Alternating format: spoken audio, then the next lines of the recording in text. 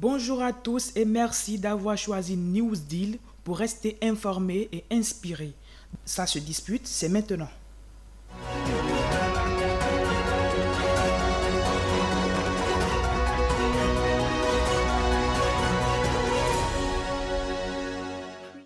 C'est allé vite et très vite dans ce week-end. Les démocrates, partis de l'opposition, étaient en congrès du 14 au 15 octobre.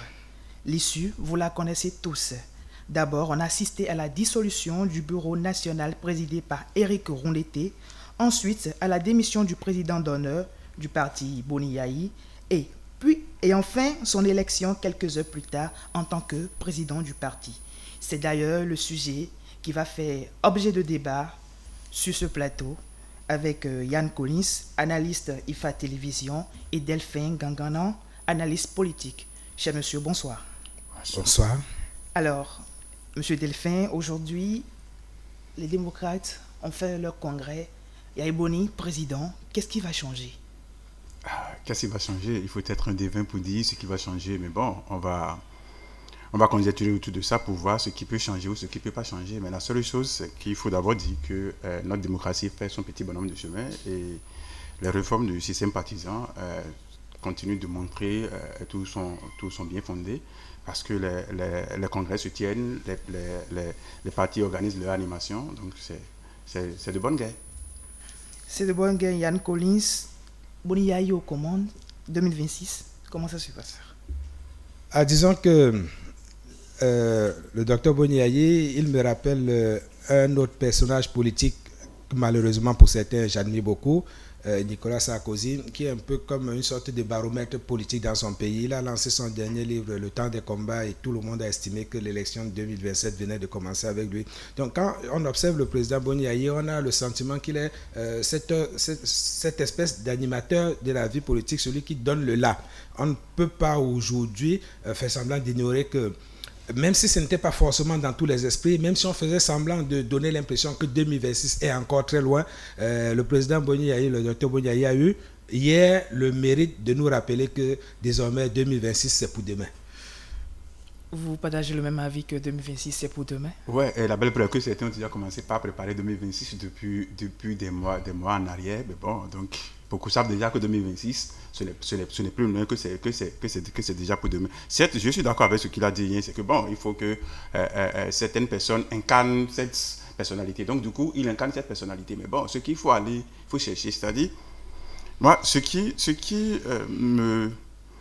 m'intéresse un tout petit peu dans l'affaire de Boni Yayi devient le président des démocrates, c'est que je descends complètement en 2019, oui. Qui vous souviennent qu'en 2019, il y avait déjà une rumeur qui faisait état de ce que Boni Yayi voulait prendre la tête de FCBU, ne voulait plus être président d'honneur et qui voulait désormais être président du parti, FCBU. Et que c'est ça que certains membres du parti n'étaient pas d'accord et qui a fait un clash en son temps où il avait même tenté de financer leur, de payer leur caution, où en son temps, je crois, Lel, Rumpe et Yarou n'étaient pas du tout d'accord, où Attiade faisait, en tout cas, le pont entre les deux.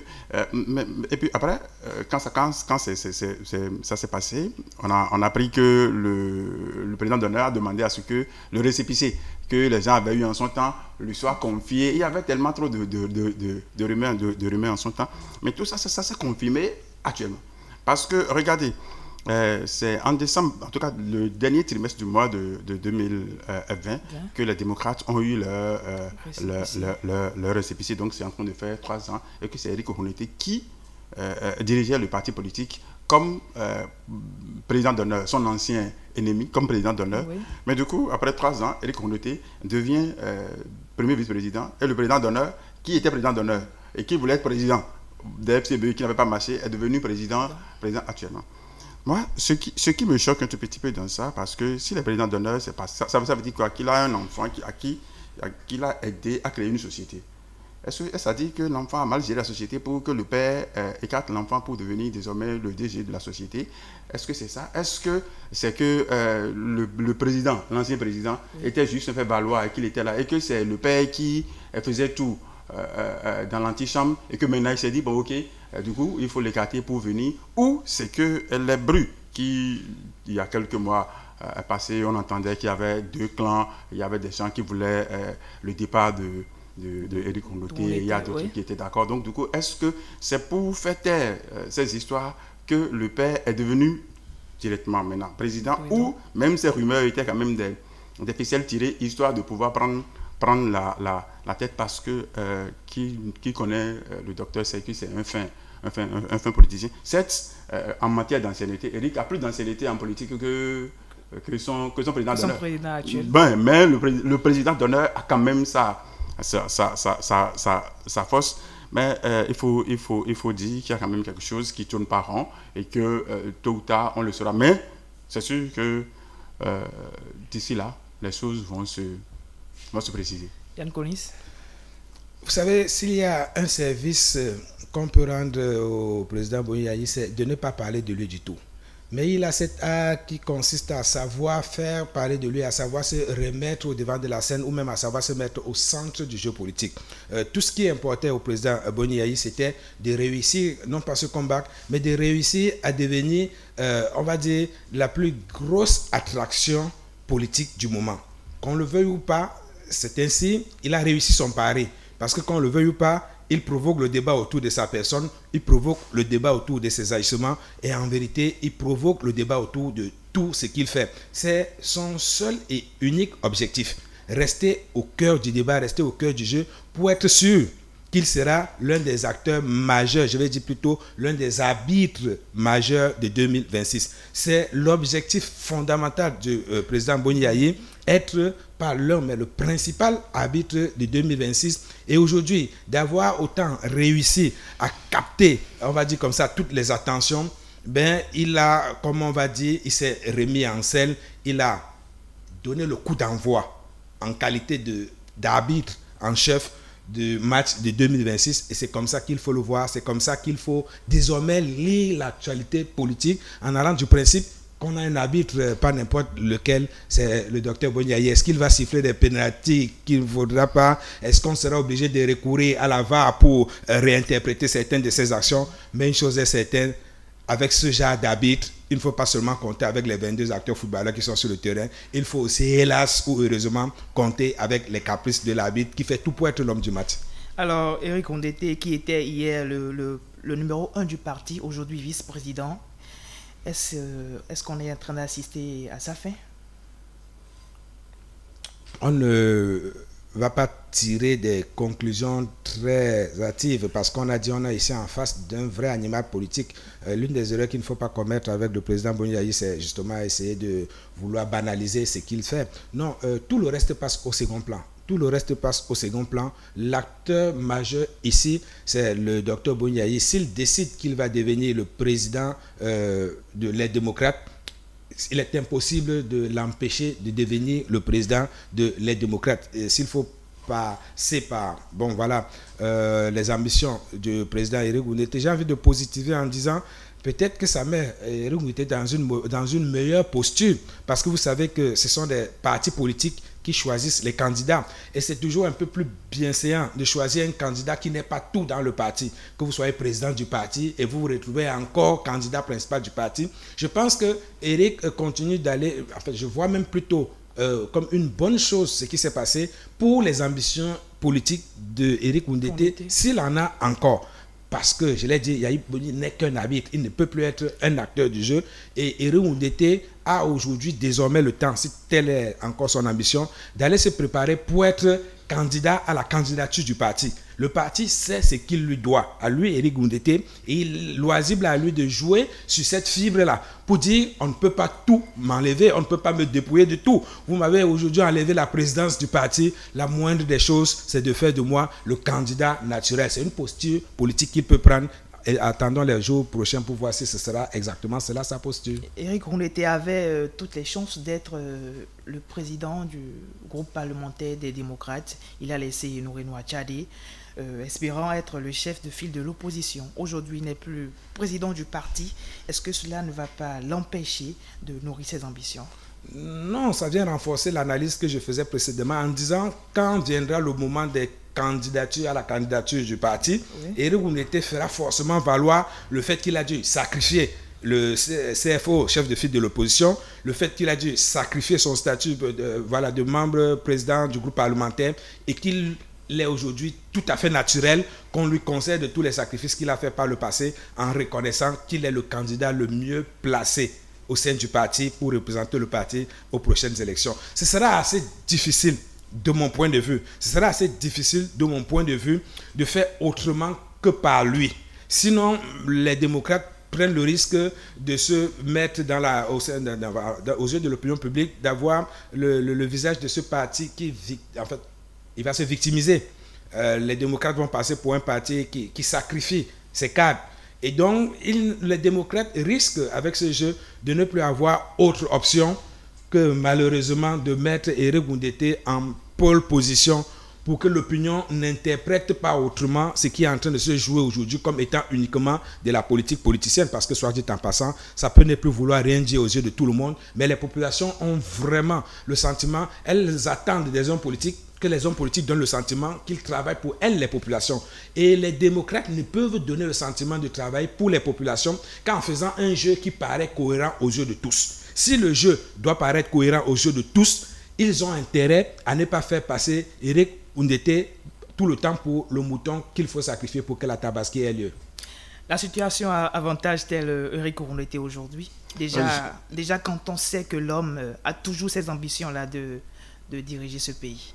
Oui, je laisse même d'abord ces ambitions de côté, mais je caricature un tout petit peu la situation de Éric qui, moi, me paraît un tout petit peu compliquée, difficile, simplement parce qu'il est un peu comme une femme qui se trouvait bien à l'aise chez son mari, mais peut-être les ambitions ou les envies, je ne sais quelle envie, trop poussée, l'avait amené c'est-à-dire à vouloir trop se développer. Et donc, du coup, le jeune du quartier qu'il insultait, qu'il n'appréciait pas du tout, il a dû quand même divorcer avec son mari et aller se mettre avec ce jeune. Et dans la famille de ce jeune, est-ce que tout le monde l'accepte parce qu'il avait divorcé d'ailleurs et qu'avant, il insultait ce jeune et toute sa famille. Donc, du coup, il est revenu dans cette famille. Est-ce qu'il était bien vu? Parce que Éric Ngoundété était quand même quelque part. Et il était bien vu. Il est un ancien quand même dans l'arène politique. Et que du coup, si quelqu'un incarnait même l'opposition ou le combat politique de la jeunesse au temps de Yahi Boni, je pense que Éric Ngoundété doit être le premier. C'est lui qui, en tout cas, nous on l'adorait en son temps. Et donc du coup, il est parti de là où il était et il s'est mis avec son ennemi. D'ailleurs, c'est vrai que c'est seulement en politique que deux droites parallèles se croisent. Sinon, dans la logique, deux droites parallèles ne se croisent jamais. Mais en politique, ça se croise. La belle preuve est qu'aujourd'hui, Éric Ngoundété se trouve avec Dr Yahi Boni. Oui. Mais est-ce que l'entourage de Dr Yahi Boni a accepté de cœur joie l'arrivée de Éric Ngoundété? Il y a d'abord ça. La belle preuve est qu'aujourd'hui, moi je dis, si Éric Ngoundété, qui avait laissé, comme vous l'avez dit, le groupe parlementaire, à Nouréni Attiali, qui moi je me disais, même si on devrait créer un parti politique et que Yahi Boni serait le président d'honneur, ça doit être Nouréni Attiali qui devrait être le président. Voilà. Parce que c'est quand on parle de la fidélité, quand on parle de la fidélité, je crois que Nouréni Attiali, il est resté un peu comme. Donc du coup, si Éric Ngoundété a laissé Nouréni Attiali comme président du groupe parlementaire, espérant être chef de file de l'opposition, mais du coup se trouve être écarté pour être en deuxième position. Je pense qu'on ne peut pas dire que c'est une bonne position pour lui, que c'est... Non, pas du tout, ça là. Il faut reconnaître que c'est soit ça, c'est même une punition pour lui, c'est pour dire que le fils n'a pas été à la hauteur du travail qu'on lui a confié. C'est pour ça que le père est venu prendre la gestion du pays, bon, je ne dirais pas du pays, du parti politique. Ça veut dire quoi? Parce que si c'était qu'il avait fait bien le travail, pourquoi on allait l'écarter? Non, il n'y a aucune raison à l'écarter s'il avait bien fait le travail. Parce que s'il avait bien fait, le père, si c'était que c'était bien et qu'il y a juste des erreurs à corriger, le père peut dire, bon ok, non, je change, je fais ça, je te conseille pour que je t'offre un tout petit peu la situation pour que ça. Mais si on le remet en arrière, donc c'est pour dire qu'il n'était pas totalement accepté dans cette famille et que du coup, lui-même va se sentir un tout petit peu dérangé parce que quoi, comprenez que celui qui décide est celui qui décide. Avant, Dr Yahi Boni était le président d'honneur, donc il donne juste des orientations, mais ce n'est pas lui qui officie tout. Mais aujourd'hui, c'est lui qui officie tout. Celui qui officiait tout, c'était le président. Ça veut dire que même si le président d'honneur donnait des instructions, il pouvait ne pas respecter.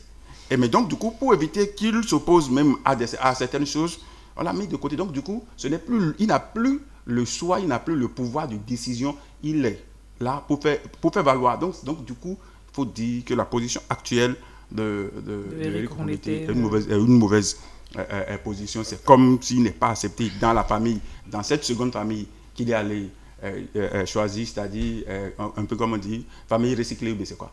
C'est-à-dire recomposer. Famille recomposée. Donc, dans sa famille recomposée. Je ne veux pas rejeter en bloc tout ce que tu dis, mais au risque de passer pour le défenseur d'Éric Rondeté, il faut déjà lui reconnaître ce que vous soulignez, sa constance politique.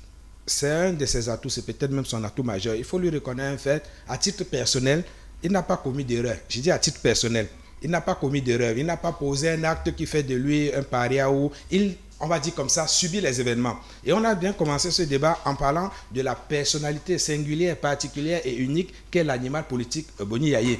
On aurait eu Candide Azanaï, n'importe qui à la place de Éric Rondeté, que Yaye Boni serait resté Yaye Boni. Ce qui se passe aujourd'hui, la seule chose qui se produit aujourd'hui, c'est le retour en pompe au devant de la scène du docteur Boni Yaye. Tout le reste ne sont que des conséquences, on va dire presque logiques de ce retour en scène. Il n'existe pas un vent contraire qui aurait pu agir de façon à ne pas à contrecarrer ou à contrarier les ambitions du président Boni Yaye. Donc, aujourd'hui, les dégâts collatéraux sont des dégâts collatéraux, mais à titre personnel, quand on regarde la trajectoire politique, il y a que on gagne à la longue à avoir une certaine constance. Maintenant, il faut sortir du jeu de l'avenir ou du candidat ou de l'homme politique Éric Rondeté pour recentrer le débat là où il doit être. Parce que le débat, c'est sur les acteurs majeurs. Les acteurs majeurs, c'est, comme je dis pour revenir dans ma métaphore, c'est l'arbitre du jeu actuellement, que l'on connaît.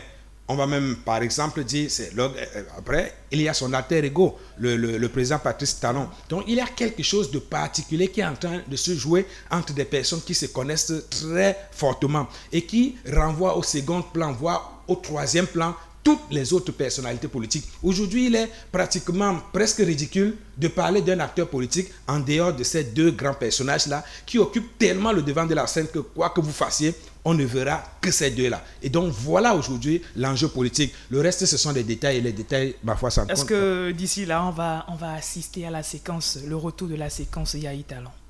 Est-ce qu'on n'est pas déjà dans le retour de la séquence Yaye Talon? Parce que, qu'on se le dise, c'est parti comme ça, c'est parti pour durer jusqu'au moins en 2026. Et on le sait, une élection commence au lendemain de la précédente. C'est-à-dire 2026 a déjà commencé depuis longtemps avec la volonté affichée du président Boni Yaye lors des dernières élections. Ne serait que législatif de jouer un rôle majeur. Donc, ce à quoi on va assister à partir de maintenant et plus que jamais, c'est un duel à distance qui ne dit pas son nom entre deux candidats majeurs et tout le reste, ce sera de mon point de vue, comme on dit, les éléphants luttent, les herbes souffrent. Et Éric Rondeté peut-être fait partie de ces herbes de bonne qualité, mais qui vont souffrir de cette bataille de dinosaures. C'est presque insensé, oui c'est peut-être une insulte, c'est presque insensé de voir le débat politique autrement qu'une vraie lutte entre ces deux personnes et peut-être même quoi. Bon voilà. Delphin? Oui, comme il a dit, c'est vrai que l'ancien président de la République, Yaye Boni, aime se trouver être au centre des débats. Et il a toujours été. Ce n'est pas maintenant qu'il se met au devant des choses, même au moment où Éric était président. Toutes les sorties de Yaye Boni ou toutes les sorties des démocrates, c'est que c'est toujours avec Yaye Boni ou sous Yaye Boni ou grâce à Yaye Boni. Donc, du coup, il a été toujours au centre des débats. Mais vous avez demandé si la guerre, c'est-à-dire le combat des deux. Non, ce combat avait commencé depuis, je crois, 2011, mais va se poursuivre jusqu'à, je ne sais si c'est en 2026, ça va finir, si c'est en 2030, que ça va finir, parce que ce combat avait eu lieu en 2015, au moment où l'autre n'était pas sur le terrain. Oui. Il est revenu en 2016, ce combat a eu lieu. En 2019, ce combat a eu lieu dans tous les sens un peu partout. Donc, mais ce combat continuera toujours. Il n'y a rien à faire, ce combat va continuer. Mais maintenant, ce combat va continuer, mais pas directement, simplement parce que, oui, le président Yaye Boni, il est déjà fort clos, donc il n'a plus, à moins qu'on ne révise la Constitution, et je ne pense pas que cela soit en vue. Donc, du coup, il ne sera plus directement concerné, mais il va quand même positionner quelqu'un qui va supporter. Et pareil pour le président de la République, je le dis simplement parce que c'est lui qui a fait la promotion de la révision de la Constitution et qui l'a mis dans l'article que de sa vie, ça veut dire que quoi, que quelqu'un qui l'a fait 2 fois ne pourra plus le faire, à moins qu'on le change cet article. Donc si on ne le change pas, c'est sûr qu'il sera derrière. Donc il y aura ce combat, je ne dirais pas direct, mais combat indirect des deux, et qu'on aura en 2026. Et après 2026, jusqu'au jour où, un peu comme en 2019, grâce aux réformes du système partisan, tous les anciens, les agents permanents politiques ont pu quitter tout doucement le jeu politique parce que vous vous souvenez qu'en 2019, Feu Rosine Soglo est parti de l'Assemblée, est parti des choses. Après, Amosou Bruno est parti de l'Assemblée nationale, mais après parti encore de la gestion du parti politique. Et Nicolas Olé, un ancien, est sorti de là-bas. Ongwedi, qui avait un parti politique religion, finalement sorti de l'Assemblée nationale, mais a laissé son parti politique. Donc, un peu comme les réformes du système partisan, et grâce à l'ingéniosité quand même du chef de l'État, ces anciens permanents ont pu quand même laisser les choses. Peut-être que tôt ou tard, le seul qui continue encore de s'accrocher et qui est devenu encore président du parti politique, parce que s'il faut le dire, il est le seul aujourd'hui à être un ancien, un vieux qui gère un parti politique. Sinon,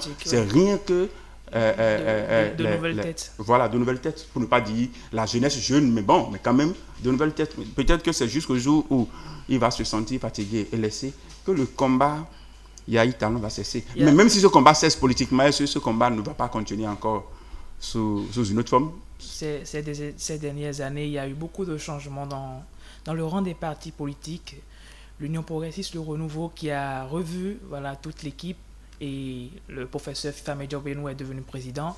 Et tout récemment, c'était le Bloc républicain qui a également revu ses tests avec un nouveau bureau politique et tout.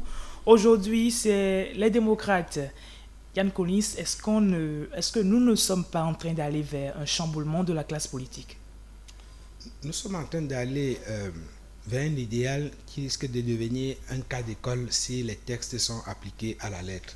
Ce que j'appelle un idéal, c'est l'essence de la réforme du système partisan, qui fait que désormais, les candidatures parachutées, les présidents Messi, ça n'existera plus parce que désormais, pour être sur la liste de départ, il faut appartenir à un parti politique. Donc, si la réforme du système partisan est appliquée dans l'esprit et dans la lettre, on aura les démocrates, on aura le Bloc républicain et l'UP Le Renouveau qui seront les 3 acteurs majeurs autour desquels vont converger toutes les luttes politiques. Il y aura ici l'avantage de la lisibilité du combat politique parce qu'on ne pourra pas s'attendre à plus que 3 candidats. Donc il y aura une vraie lisibilité, mais encore 3 candidats, de quelle façon? On n'oublie pas que UP et PR sont supposés être des frères siamois. L'intérêt face à l'avancée des démocrates, c'est de voir comment UP Le Renouveau et BR vont se comporter.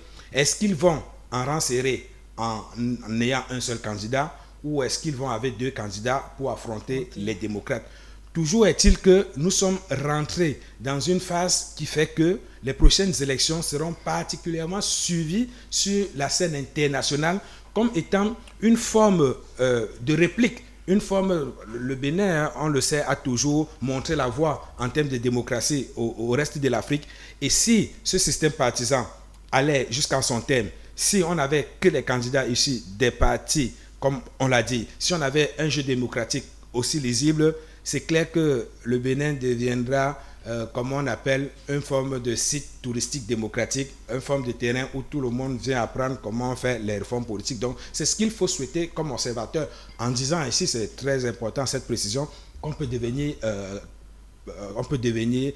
membre d'un parti politique à n'importe quel moment. Ce n'est pas parce que le système partisan existe que, par exemple, Donald Trump ne peut pas, au dernier moment, devenir formellement membre du parti Les Républicains et concourir comme membre du parti Les Républicains. Mais simplement, je fais noter, pour conclure, que l'on s'avance vers quelque chose qui risque une fois encore de, heureusement, donner du Bénin l'image du laboratoire de la démocratie en Afrique. En tout cas, c'est tout ce que je peux souhaiter pour la suite du débat politique. Oui, il faut préciser quelque chose dans ce qu'il vient de dire. Non, les réformes du système partisan n'amènent pas à avoir que trois candidats parce que l'article 27 a donné primauté aux partis politiques pour les élections locales, c'est-à-dire les élections municipales et législatives. C'est seulement ça que les partis politiques ont la primauté de présenter des candidats. Mais pour les élections présidentielles, non, il n'est pas dit que c'est seulement les partis politiques qui vont présenter des candidats, mais la seule chose, c'est qu'il y aura un parrainage.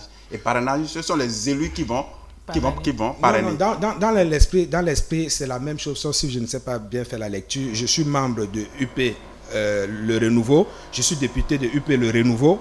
Mon parti a un candidat, il a eu les parrainages. Je ne vois pas pour quelle raison, moi, député de UP Le Renouveau, j'irais donner un parrainage à un candidat d'un autre parti.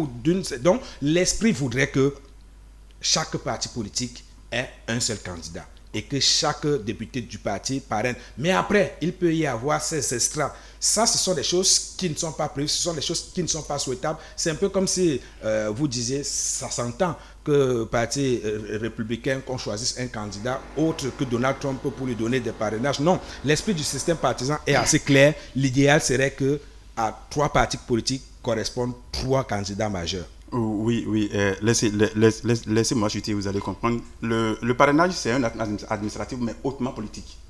C'est pour ça qu'on a dit 10% des élus. C'est-à-dire, à la date d'aujourd'hui, je crois que ça fait 19 parrainages. Ça ne veut pas dire que le parti politique, une fois qu'il y a un candidat qui va donner parrainage uniquement à ce seul candidat, non. Parce que même ils l'ont dit, c'est vrai que c'est l'esprit, mais les tests ne sont pas comme ça. Et même l'esprit, c'est pour permettre l'émulation, c'est pour permettre une compétition. Donc, du coup, ils peuvent coacher quelqu'un d'autre, ils peuvent donner leur parrainage à quelqu'un d'autre, histoire de permettre que le jeu démocratique se passe. C'est-à-dire quoi? Ce n'est pas parce qu'on a un candidat dans UP Le Renouveau et que nous sommes, je dis nous, quand je dis nous, ce n'est pas que je parle juste et que nous avons 100 élus, que nous allons donner 100 parrainages à notre seul candidat pour dire nous allons éloigner, nous allons écarter les autres. Non, nous avons l'obligation. Et c'est pour ça que c'est un acte administratif et qu'il faut permettre aussi à d'autres personnes de participer. Donc c'est juste pour dire, on n'a pas fermé pour dire, oui, il est vrai que c'est le parti politique qui va aussi décider à qui il faut donner. Parce que si l'élu se lève de lui-même pour aller donner à quelqu'un, il sera mal vu dans son parti politique. Donc c'est pour ça, c'est sûr que les partis politiques seront derrière, histoire de permettre que l'émulation se fasse, mais ce n'est pas que ça va être bloqué. Mais non, ce que permettez, si ça devrait se passer comme cela, ce serait comme vouloir une chose et son contraire. Parce que le diagnostic majeur que l'on pose pour avoir la réforme du système partisan comme solution, le diagnostic majeur, c'est que la politique doit rester la chose des partis politiques. Attendez, j'en viens. Si la politique doit rester la chose des partis politiques, alors la réforme du système partisan est venue encadrer cette façon d'animer la vie politique, en laissant le soin aux seuls acteurs politiques d'être les membres du jeu démocratique. De sorte que la réforme du système partisan a été faite pour que justement dans un parti politique, on n'ait pas des élus qui a cherché un candidat ailleurs que dans le parti politique. Or, il est clair qu'à l'intérieur d'un parti politique, s'il y a plusieurs candidats, on connaît l'exercice qui consiste à départager, ce sont les primaires. Il n'est pas possible, de mon point de vue, si on a bien compris l'esprit du système partisan, il n'est pas possible, de mon point de vue, ça c'est encore moi, je peux me tromper, que dans un même parti politique, on ait des parrainages pour plus d'un candidat. Nous allons rester dans votre lancée et dire, on parle de parrainage, ça voudra dire que c'est nécessaire pour les élections qui viennent. La force Corée pour un Bénin émergent, aujourd'hui, n'est pas à l'Assemblée nationale. Ils n'ont pas réussi à avoir les points qu'il faut pour l'être. Il y a les échéances de 2026. On sait que Yaya Boni a été un atout majeur pour ce parti. Aujourd'hui, il est dans le rang des démocrates.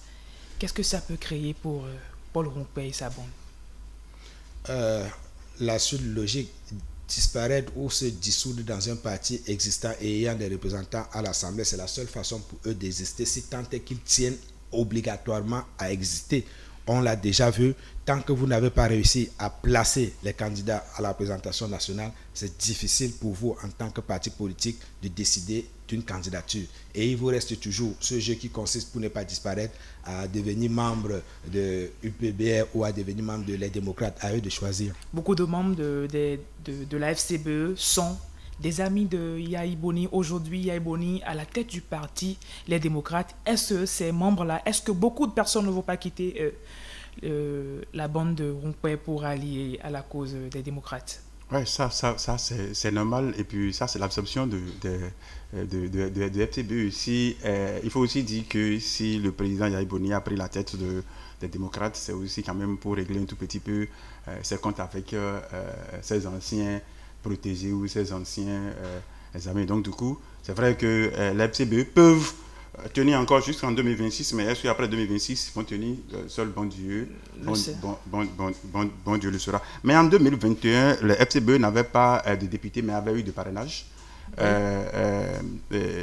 Agossa Irénée de RCC ou quelque chose n'avait pas eu de député, mais avait eu de parrainage, parce que notre constitution avait dit que pour les élections présidentielles, c'est un individu face à son destin, face à son peuple. Donc on ne peut pas encadrer les élections présidentielles dans le schéma de ce que c'est le parti politique seul qui va faire valoir, parce que si on le fait ici, ça veut dire que nous violons notre constitution. Donc du coup, oui, à moins qu'on ne change l'article qui parle des élections pour dire que c'est un individu qui va avec. Donc du coup, c'est ce qui fait que c'est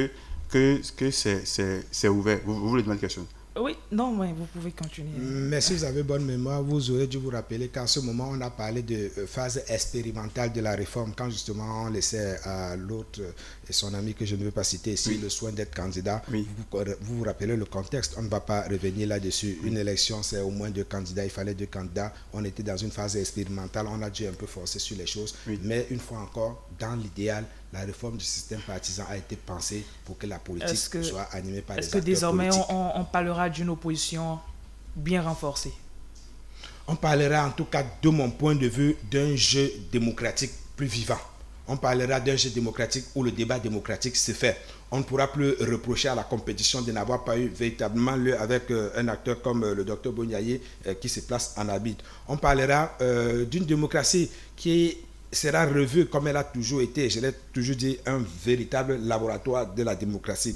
On va assister, je l'ai encore dit, à quelque chose qui va faire école. Je suis convaincu que ça va faire école si on s'en tenait à 3 candidats et si le jeu démocratique était assez ouvert, cohérent. Ça va forcément inspirer la sous-région qui a le même problème à chaque élection. 80 candidats, ce n'est pas toujours amusant. Et donc, ce système partisan est porteur de nombreuses réformes. Et s'il va jusqu'à son bout, il va être un cas d'école. Est-ce que les partis de la mouvance présidentielle sont contraints à se mettre ensemble? Se mettre ensemble ou pas, ce serait le temps qui va définir, parce que se mettre ensemble pour seulement les élections de 2026 ou se mettre ensemble pour toujours. Vous savez, la politique, c'est un peu comme des jeux de dames. C'est à la dernière minute que les choses se dessinent. Donc du coup, moi je dis non, pas se mettre ensemble. C'est vrai que BR et UPR sont 2 partis, on les appelle des partis siamois, mais bon, non, mais c'est simplement parce qu'ils soutiennent la même personne qu'on les appelle des partis siamois. Sinon, ce sont des partis politiques différents et qu'au sein même de leur parti politique, il y a d'opposition au sein de leur parti politique. Et entre les 2 partis politiques, il y a aussi l'opposition. Ne pensez pas que ça passe comme de l'eau versée sur le dos du canard entre les 2 partis politiques. Non, il y a toujours une opposition entre les 2, malgré qu'ils soutiennent le même président de la République, un peu comme d'autres partis politiques qui soutiennent aussi le président de la République, Moël Bénet ou autre chose soutiennent aussi le président de la République. Mais ne veut pas dire que les 2 partis politiques, que tous les partis politiques qui soutiennent... En vérité, ça se passe un peu comme ça dans toutes les grandes démocraties. Le Bénin aspire à être une grande démocratie, donc il faut s'attendre qu'au sein des grands partis politiques, qu'il y ait divers courants. Mais qu'il y ait divers courants au sein de, je ne sais pas, la République en marche d'Emmanuel Macron, ne fait pas envisager qu'il puisse avoir un candidat autre qu'Emmanuel Macron au moment de l'investiture. Il y aura toujours différents courants, mais en fait, il y a un gouvernement qui est formé par ces 2 partis. Le bon sens, une fois encore, c'est le bon sens, une fois encore, c'est une réforme qui est en train de se mettre en place.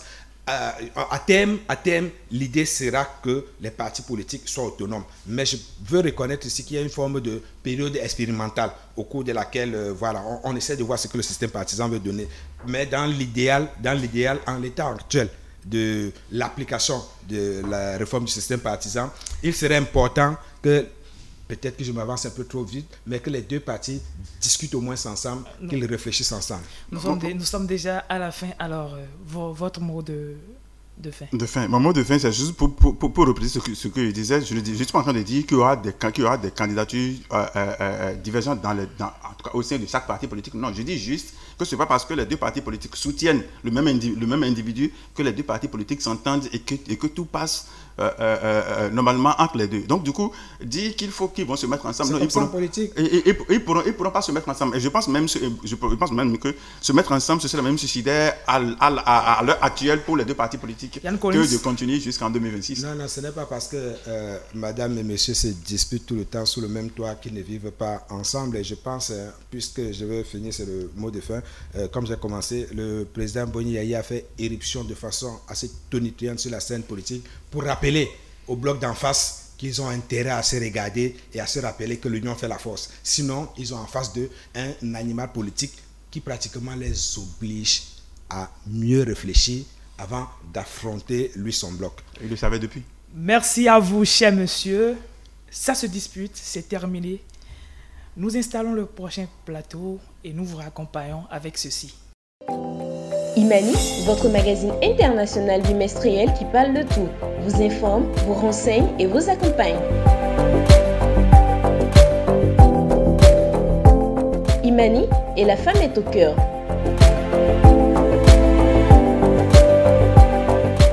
Il ne se raconte pas. Pour 5700 francs, tenez votre Imani. Pour la voir, rendez-vous à la Sonaec, à Brim Création d'Afrique, à Omani, chez Loanage, chez Nikos Crea Design et sur la plateforme Rabo.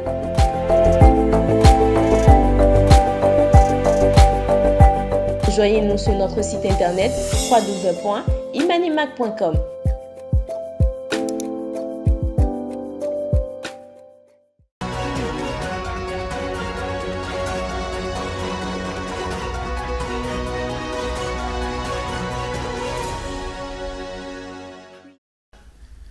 Retour en plateau, nous sommes désormais dans le monde avec Maoria Brahi pour découvrir les nouveaux mots de la jeunesse. Maoria, bonsoir. Bonsoir. Alors avec vous, quels sont les mots que nous allons connaître ce soir?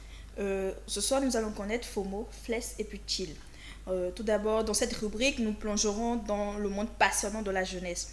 Passons sans plus attendre aux détails captivants du langage de la jeunesse. Mais tout d'abord, jetons un coup d'œil sur la vie de la population. C'est quoi chill? Tu connais chill? Non. Tu ne connais pas le mot chill? Tu n'as jamais entendu parler de ça? J'attends des gens parler de ça, mais je ne sais pas trop. Selon toi, c'est quoi? Chill. Selon moi, c'est faire des pique-niques. Selon vous, c'est quoi chill? Chill, c'est le nouveau tendance là et c'est les gens... une petite fête dans la chambre et puis tout le monde est dans leur monde, c'est ça. Vous êtes un jeune, selon vous, c'est quoi Fless? Non, je ne comprends pas Fless. Vous ne comprenez pas le mot Fless? Non, je ne comprends pas Fless. C'est le mot chill. Chill. Disons oui. Chill, c'est un peu le concept de rassembler des gens dans une pièce. Un peu tout du genre. D'accord, merci beaucoup. Comme fille. Flex. Flex, non? Vous ne connaissez pas flex? Il y a des jeunes qui utilisent les nouveaux mots, des nouveaux concepts. Ils utilisent souvent entre eux. Est-ce que vous connaissez quelques-uns? Non. D'accord. Aujourd'hui, nous avons le mot chill. Quoi? Le mot chill. Chill? Oui. Ça veut dire quoi? Vous ne connaissez pas chill? Non. Ça, c'est une affaire des jeunes et moi, je ne suis pas dedans. Passons sans plus attendre à la clarification de ces concepts. Alors, nous avons Fless. C'est pour montrer fièrement ses réussites, ses possessions. Se mettre en avant de manière exagérée. Exemple, je suis trop Fless. Ou bien nous pouvons dire, il y est trop Fless. Ce qui veut dire tout simplement que vous avez de la classe. D'ailleurs, aujourd'hui, vous avez de la classe. C'est un mot emprunté aux Américains. Secondo, nous avons FOMO, qui veut dire la peur de rater quelque chose, ce qui se traduit par l'anxiété qui pousse de nombreuses personnes à rester connectées en permanence pour ne pas risquer de manquer un événement. C'est un acronyme du mot Fear of Missing Out. Donc nous empruntons toujours des mots à l'anglais en utilisant ça dans le français. Tessio, nous avons chill. Chill pour dire quelque chose est cool, quelque chose est relation. C'est un mot emprunté à l'anglais to chill, se détendre ou passer du bon temps. Exemple, yo, je te colle et on chill au maximum, ce qui veut dire un maximum de bon temps. Donc voilà un peu la clarification de ces concepts. Nous avons essayé de demander à plusieurs personnes de nous expliquer c'est quoi ces mots. D'autres connaissent mais à peu près, mais il y a aussi des gens d'un certain âge, ils sont bleus dans tout cela. Donc voilà un peu, merci et j'espère que vous serez toujours dans le monde de la découverte dans Newsdeal. C'est sûr, parce que les gens vont se retrouver dans votre rubrique, dans le monde sûrement. C'est ici que s'arrête ce numéro de Newsdeal. Merci de nous avoir suivis et à très bientôt. Imani, votre magazine international bimestriel qui parle de tout, vous informe, vous renseigne et vous accompagne. Imani et la femme est au cœur.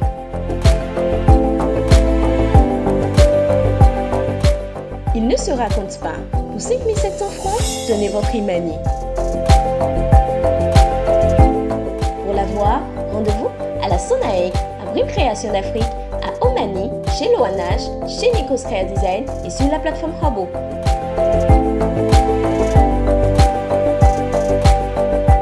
Rejoignez-nous sur notre site internet www.imanimac.com.